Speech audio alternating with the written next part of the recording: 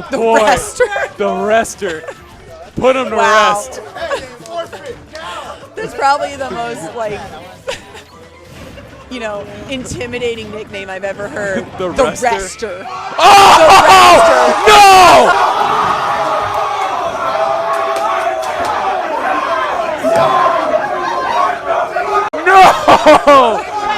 The rester. The rester. They call him the rester.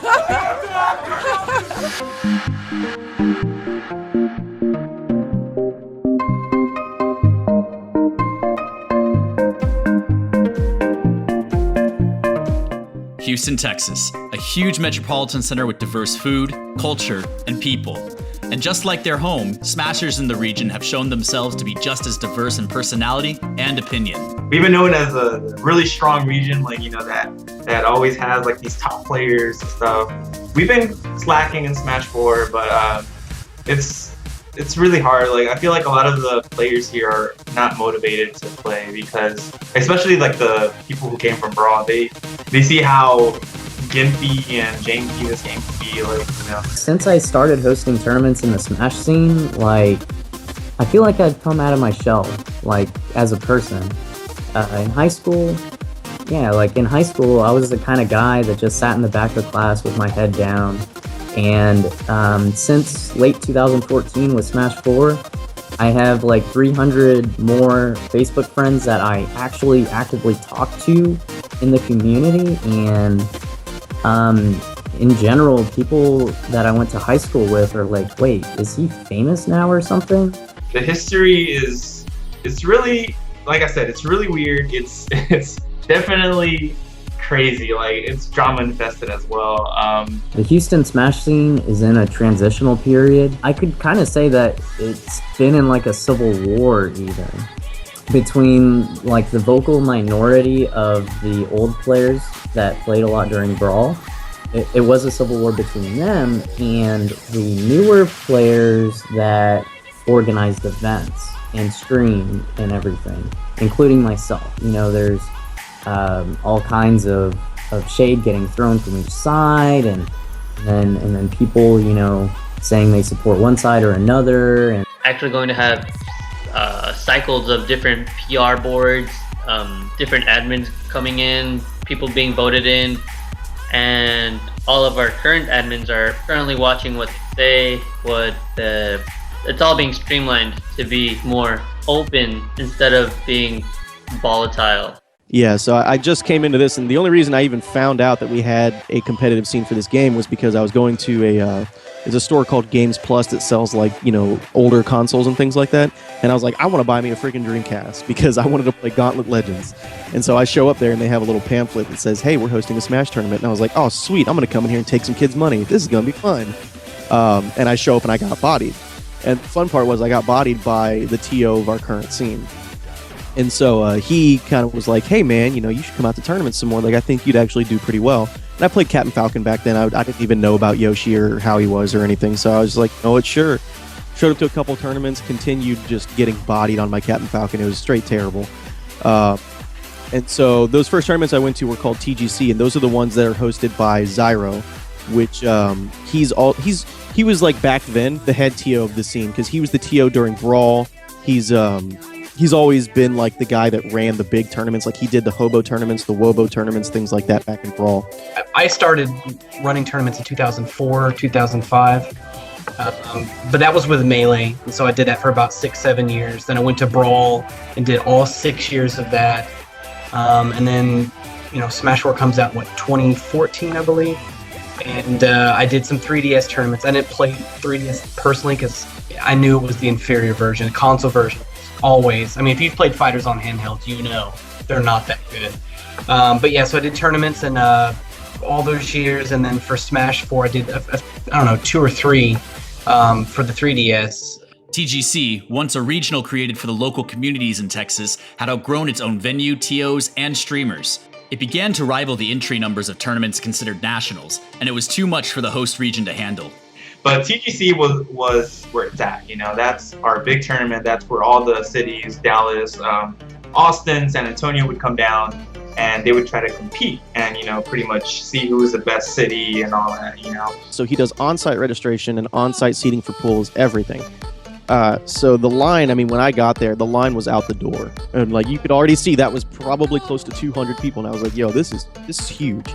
And he always asked for people to bring setups. We had, good lord, probably close to 50 or 60 setups in that venue. Number 6 was when there was 400 people, and it couldn't have been done by one person. A little overwhelming because you kind of get used to seeing 40, 50 people at a venue, and then you have about 248, 312 people in a tournament trying to get through. Unfortunately, that's where the bubble popped, basically, of I'm gonna take everything on my own. And I did not predict 400 people, and that was just for Smash 4. I don't know what the other games did, but that was just for Smash 4. I don't think anyone could have predicted 400 people. I mean, of course, in hindsight, you can look back and say, oh yeah, well, you could have expected 800 people. No, at the time, no one knew that, including me. Were there some mess ups on my end? God, yes. I didn't do pre-registration, which honestly I've never done. Melee, Brawl, early Smash 4, I never did any of that because I never expected 400 people. He eventually just has to call out and he says, I gotta cut off registration at 400 people. Like during the day, there was like a huge side of the wall that had a whole bunch of setups, let's say like probably 20 setups, where the light just cut off. Now those setups have destroyed a circuit breaker in the plates. So that entire wall now is not usable for setups.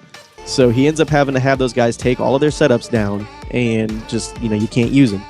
So now we're down to probably closer to like 25 setups, I want to say, that are actually active usable. Alan, he was not in any position to fix it. Like he couldn't do anything. That's not his problem. Like that was just an issue with the venue. I ended up running, I'm going to say, 300-ish people off of 15, 12, I don't know. It wasn't below 10, there's no way. And then, of course, people get angry, you know. They don't see the situation as a whole. They just see this. They go to a tournament. There's no electricity. It's hot. I'm tired of this. So they leave. So now they're taking setups.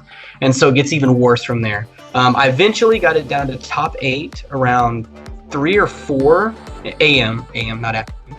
And the top 8, a lot of them came up to me and said, hey, do you care if we split? And I'm like, thank you, because I don't want to be here till 6 or 7. It was just packed. It was hot. There were no lights. Everything ran stupidly late. And it was basically everyone blamed Zyro for that and saying that if you know you're going to have this many people RSVP online, do online registration and set everything up before the tournament. Around that time with TGC6, with a tournament that Zyro himself will admit did not go well at all, words were said, mistakes were made, and that, in my opinion, is where the scene got divided. The criticism that followed divided the scene, and what at first was harmless online banter became harsh, callous personal attacks. The Houston drama stuff, yeah, it hurts the scene. I'm not going to say it doesn't. Like, it's just stupidity. And the problem that it has with hurting the scene the most, I think, is how some people take it. The wall pretty much made a really bad remark against TO, Alan. And it was really like bad. Like it was not cool at all. Like I definitely don't agree with everything that he said.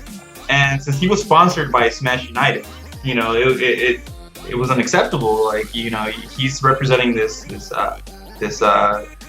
like organization, and say something like that, like it wasn't cool. The basic stuff that I said, which a little bit was over the top, and I agree it was. I probably shouldn't have gone that far on saying it, because since he'd been trying to trigger me for the past year, I was going to go hard and I was going to trigger him, and I did. But online, that's the difference. Online, and I guess it's the nature of online. It's anonymous, right? I mean, just because you type Alan Sims or Zyro, can you be that person? No, it's just whatever you type in, right?